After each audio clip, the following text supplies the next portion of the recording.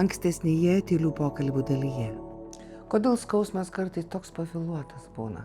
Paradoksalu, bet žmogus, kuris mirė, tampa labai stipriai, esančiu, ar kaip pasakyti, kad jis yra savo nebuvimu. Tai, kad jo nėra, tampa tokia baisia skyle. Dairydamiesi atgal mes sustingstam. Dairydamiesi atgal nuolat, norėdami tą, tarsi sulaikyti, tarsi padaryti kažką kitaip. Norėčiau paklausti, paprašyti, pakalbėti apie pyktį, kurį netekęs žmogus nukreipia į Dievą. Netektis yra apie atsinaujinimą. Netektis yra apie tikrovę. Tradiciniam kaime mirties nebaisu. Tai yra gyvenimo dalis, kur reikia pasiruošti. Ir kad tai seniau. Bet žinai, kai trūksta proto, gali papročių pasiremti. Ar esat pastebėjusi, kad tie jauni žmonės dažnai būna apsėsti labai liūdnų minčių? Kartais man atrodo, kad jie nevertina gyvybės dovanos, gyvenimo dovanos.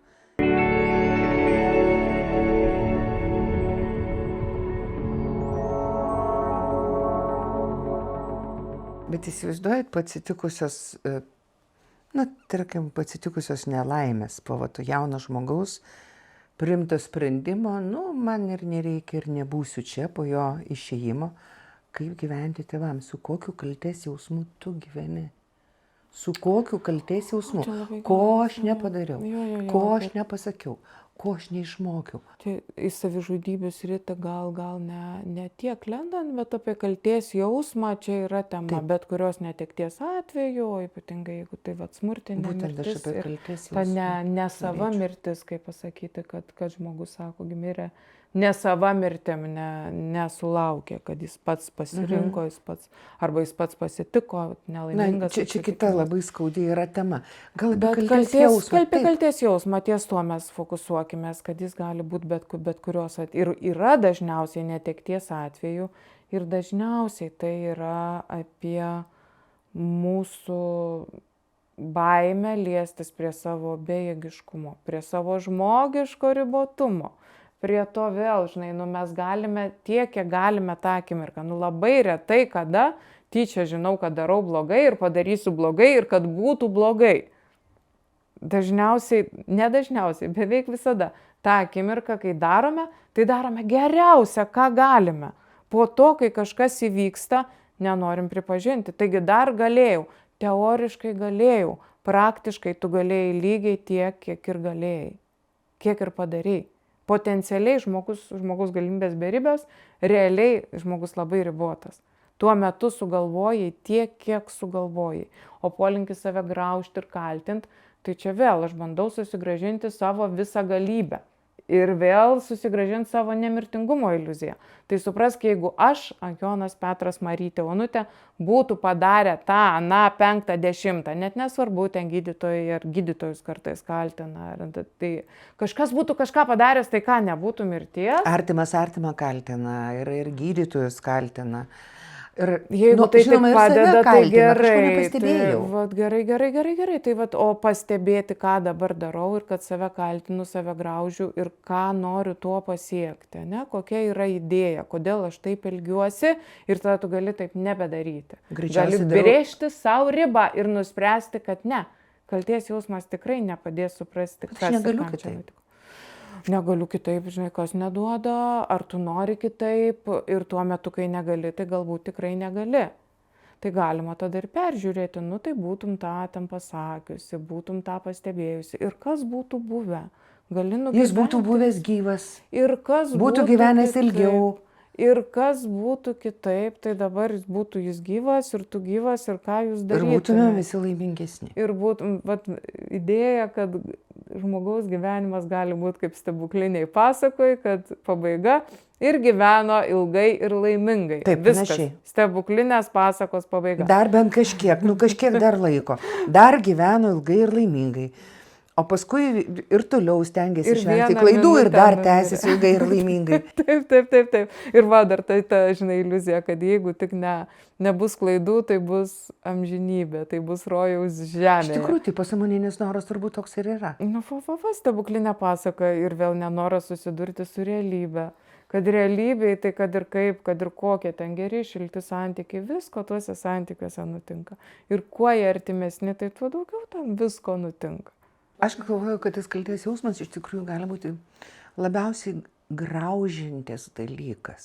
Jo, save Jis gali graužiam. užgraužti tiek ir įsigraužti gali tiek, kad iš tikrųjų žmogus gali nebeišsisukti be specialistų, be vaistų. Jo, gali neišsisukti ir gali būti jam labai sunku ir gali labai stipriai save nuvesti į depresiją. Ir taip jis gali tą padaryti, jeigu savo nebrėž ribos ir jeigu vis tiek bandys išlaikyti tą nemirtingumo iliuziją. Tai nemirtingumo ir visagalybės iliuzijos kaina, amžina savigrauža. Ir amžina, tai aš dar tą padarysiu, aną padarysiu, dar patobulėsiu ir tada jau bus amžinai. Ne, nebus. Deja. Nu ir kaip dabar su tuo jūsų pasakymu susitaikyti? Ne, nebus. Kaip susitaikyt?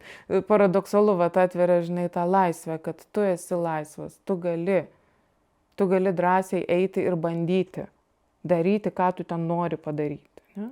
Gali tikrai tą daryti. Gali padaryti klaidų, jo, gali padaryti klaidų, mes žmonės darom klaidų. Ir ar darom klaidų, ar nedarom klaidų, vis tiek mirštame. Galima pasistengti, kad būtų kuo ilgiau, ilgai ir laimingai, bet vis tiek kažkur taškas bus. Neišvengiama ir tas Neišvengiama pasistengti. Tai va dabar, žinai, kiekvieną kartą, kai esame su savo artimu, tai va ir stengiamės. Taip, ir kai esam viduje širdį gedime, tai simboliškai esame irgi su savo artimu. Ir gebėti su juo būti ryšį ir kad ryšys gali tęstis, nors žmogus ir mirė.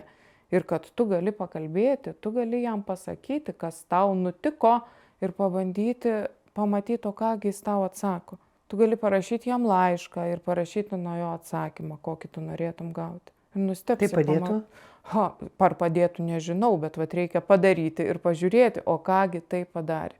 Nu, bet kokiu atveju rašydamas tai gali pamatyti savo poreikį ir labiau pamatyti tą vidinį vaizdą. Pats save išgirsti turbūt. Pats save išgirsti ir dalis gedulo proceso apmirimo jausmas būna susijęs su tuo, kad stapatinamės su savo artimaisiais. Ir kai jie miršta, tai dalis mūsų irgi apmiršta.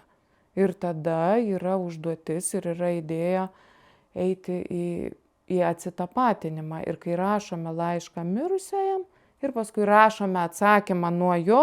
Kaip įsivaizduotume? Taip. Kokį atsakymą lauktume? Va.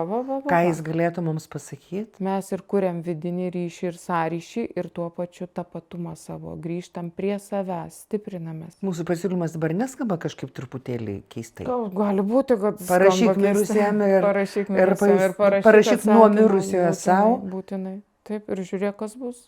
Vienas iš būdų.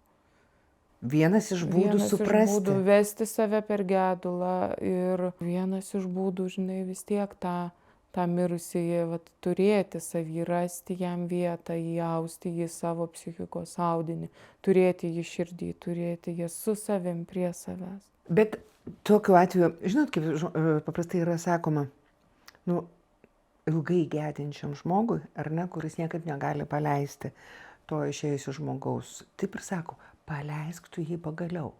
O dabar jeigu jis tuose prisiminimuose nešios ilgai išėjusį, tai čia gal kaip nebus tas nepaleidimas, kuris gali būti irgi tokiu skausmingu nepaleidimu. Taip, tai kad mes, žinai, ieškom tų teisingų formulių, kas būtų teisinga, kaip čia teisingai atgedėti, kaip čia, žinai, paleisti, tas paleisti iš viso, tas paleisti, tai čia, žinai, kai yra patirtis, kaip tu, ar tikrai čia reikia ją paleisti, išleisti, ar tai gali būti tavo gyvenimo patirtim, tavo psichikos dalim, ar tu gali tai įausti į savo patirtį. Aš tai sakyčiau, ne tiek paleisti, išleisti, užbraukti, taip, tas paleisti, kas už to žodžio ten paleisti. Bet čia ir yra turėti ryšį ir sąryšį ir net kai žmogus mirė, tu gali turėti ryšį su juo, ieškoti ryšio, patirti ryšį. Patirti tai, ko galbūt nebuvo, bet tu labai norėjai, kad būtų. Tai normalu? Tu toliau gali ieškoti to patyrimo. Tiek, kiek tau reikės, būnant atviru tam, kas nutinka. Pati pradžioje pristatydama knygą ir kaip atsirado tinklalaidė, kaip tu sugalvojai, labai davei pavyzdį tą atvirumo tam, kas nutiks. Ir kur aš neplanavau, aš neketinau, bet man nutiko ir aš supratau. O tas leidimas išaugti kažkam naujam dalykui, atsirasti kažkam naujam. Ir kai sakai, kad klausimai buvo atsakyti, kai klausimai užduoti, tai atsakymai ateina. Kai klausimai net neužduoti, tai niekas juos ir neatsakys, nes neužduoti. Matai, buvo ir taip, kad perskaitau, pagalvoju ir suprantu. Taip, aš to klausimo savo suformulavusi nebuvau, bet iš tikrųjų jį turėjau viduje. Ir kadangi aš to nežinojau, tai kažkaip man galbūt negerai ir buvo. Ir tas dabar man žinojimas padeda lengviau būti dabar. Susistatė puzlas, ar, žinai, pasiansas susidėliojo, trūkstamos detalės, atrado vienas kitą ir kad parodo, geras tas pavyzdys, kad supratau, kad buvo tas klausimas, kai išgirdau atsakymą. Tai reiškia, viduje vis tiek jis buvo labai užduotas, labai subręsta. Sugrįžkim truputėlį prie to bendravimo su mirusiaisiais. Na, kažkaip tai klausimas dar man kyla. Žinot, kaip žmonės paprastai džiaugiasi susapnavę mirusiuosius. Ir jie bando įskaityti ką nors, ką bandė jam pasakyti, ką bandė jam parodyti. Mano mamytė žiūri paprastai, jeigu tu susapnavai mirusį, vadinasi oras keisis. Nu, yra toks tikėjimas. Nieko čia tą nereiškia, vadinasi susapnavai mirusį, vadinasi oras keisis, viskas. Bet iš tikrųjų labai analizuojame mes tuos sapnus, kada mūsų aplanko išėję artimieji. Nu taip, tai svarbi, aišku, tai labai svarbi patirtis ir leidžia tarsi išgyventi tai, ko galbūt nebuvo.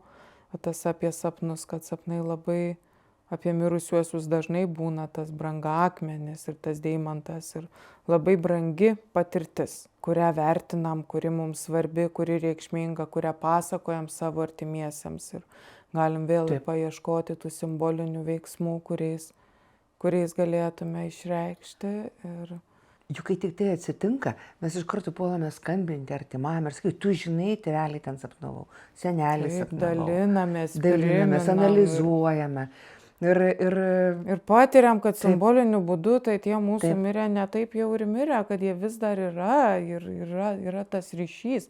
Jie dalyvauja mūsų gyvenimuose, būdami mirę toliau dalyvauja. Tai yra sveika. Tai yra normalu. Sveika, tai yra labai gydantis faktorius. Mano senelis Jonas amžinatilsį, jis mirė, aš tuo metu buvau Vokietijoje kalbos ir kultūros kursuose ir čia buvo dar praeitas amžius, tai tos interneto ir ten tų mobiliųjų technologijų išsivystymas, aš neturėjau mobilaus telefono ir jį tuo metu dar gal buvo pradžia ir iš viso ten nebuvo, nežinau. Nebuvo. Jeigu praeitas amžius nebuvo. Taip sakant, tai nieko to nebuvo. Ir man po to paskambino į tą laidinį, per šeimininkę susisiekė, bet jau buvo laidotuvių procese ir aš negrįžau, aš tęsiau savo kelionę po Vokietiją ir buvau. Ir po to sąstingį aš gan ilgai jaučiau. Ir aš pabudau per sapną irgi, per tą mano brangus patyrimas, kai aš sapnavau savo senelį, kad jis gulė ir jo galva man ant kelių ir kad aš glostau jo plaukus ir aš žinau, kad jis miršta, va dabar miršta. Ir kad jis sako, kai švęsit jonines ir pinsit vainikus, tai ir man nupink rugiagėlių vainiką. Ir mes abu žinom, kad tuo metu jis jau tikrai bus miręs. Ir aš pradedu verkti ir jaučiu, kaip aš verkiu ir kaip byra ašaros. Ir aš pabudau su tuo jausmu, kad mano veidas šlapias nuo ašarų. Tas sapnas atnešė ir liūdesio, ir gedulo, ir tokio... Ir vainiką išgedėjimui aš atgijau. Bet primė kaip dovana, tiesa? Taip, kaip malonė, kaip patyrimą, kad ir galėjom atsisveikinti, nors realybėj to nebuvo. Tikroviai to galėjo įvykti tai, ko ir simbolinis aktas tada, kad tikrai nunešti rugiagėlių vainiką ir žinom, kad jo nebus.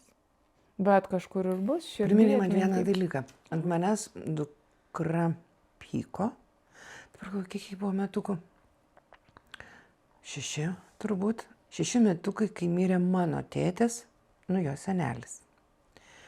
Ir kažkaip tada, aš nežinau, kodėl aš taip nusprendžiau.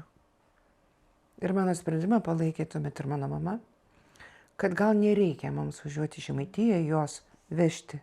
Ir laidotuvės jinai yra per maža, galbūt susipažinti, su mirtimi.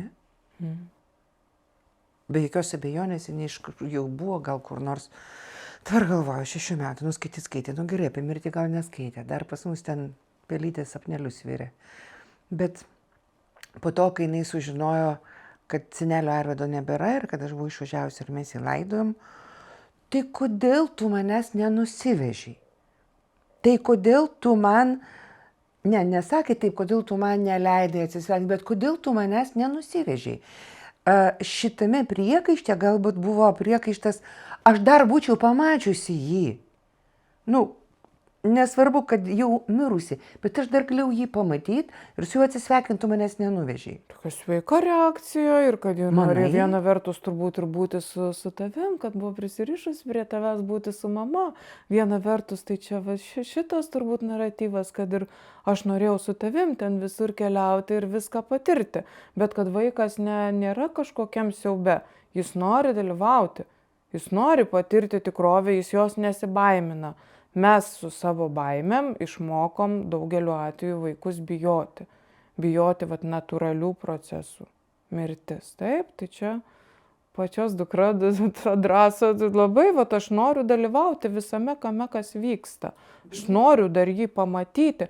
Ir labai svarbu pamatyti, nes žmogui labai svarbu tai, kas gyva, tikra ir tik sausa žinia, kad yra taip, to yra maža, tai gali duoti, tą efektą, kad gedulas tarsi stingsta, pamatyti, pajusti, patirti.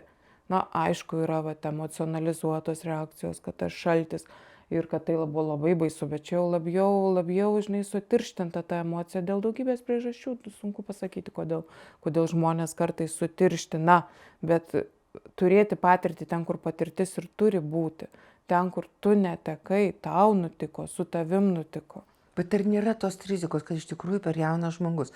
Man yra tekę girdėti, pasakojo, sakė, kad laidotuvėse dabar retai atsiveda vaikus, norėdami apsaugoti, nuo žinojimo, kas yra mirtis, nuo gal iš nežinojimo, kaip supažindinti su mirtimi. Ir kad vėl mes norim viską ten padaryti teisingai ir kad yra kažkoks teisingas būdas ten supažindinti, ar kad turiu čia kažkaip pranešimą labai paskaityti, ar jį labai paruošti, kažką labai protingo pasakyti, paaiškinti ir kažkaip kažką supras. Ką jau mes suaugę suprantam apie tą mirtį tokio, ko negalėtume pasakyti vaikui ir norim apsaugoti per jaunas kam? Gyvenimui. Per jaunas sužinoti, kas tai yra. Nes mes patys prisibijom to žodžio mirtis. Mes patys labai nejaukiai apie tai kalbam, o gal ir nekalbam. Arba sugalvojame visokių kitokių žodžių, kad tik tai galėtume išvengti to žodžio mirtis. Mes sakom, išėjo, paliko. Gali būti visi tie žodžiai. Stengiamės išvengti, nes žodis yra bet mirtis tame tarpe baugina. Tai kartoti tol, kol taps realybė ir tikrovė. Mirtis. Taip, mirtis, realybė, tikrovė. Taip, tai yra brutalus, žiaurus gyvenimo faktas. Gali būti išgyventas labai emocingai, labai besiblaškančiai, gali būti išgyvenamas, priimamas oriai, nuolankiai ir oriai. O čia toks paradoksas, kad orumas nuolankume. Šiuo atveju sakyčiau taip.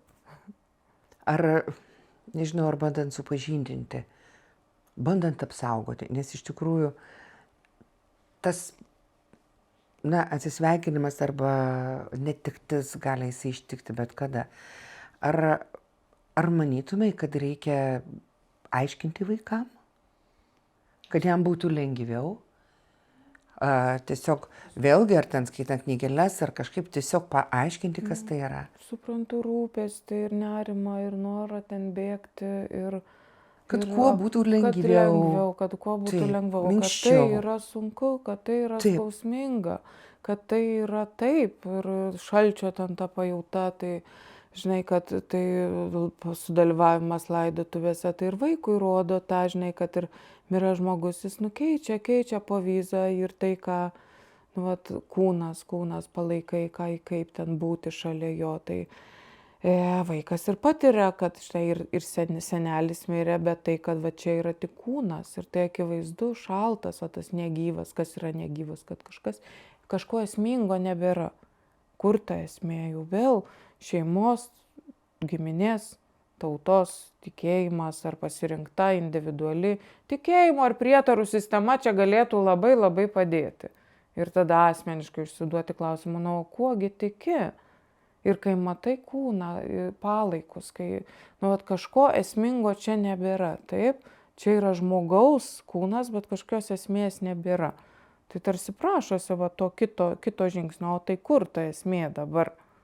Jeigu tradiciškai tai buvo paprotys, kai miršta, atidaryti langus, kad siela galėtų išskristi. Skrenda jie ar neskrenda, bet faktas, kad kai yra palaikai. Šeimai dūdų orkestrai palydėdavo lengvesnį skrydį. Siela taip pat turbūt.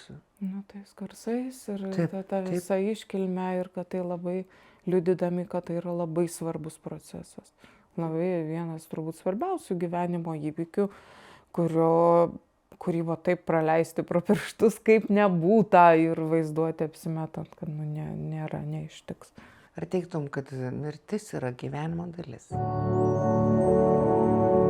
Kitoje tylių pokalbių dalyje klausimas, kodėl man taip atsitiko? Apie savigailą, apie savivertę, kurią kuriam per netektis. Ir apie staiga ištikusią vienatvę. Knygos, kurios gali padėti.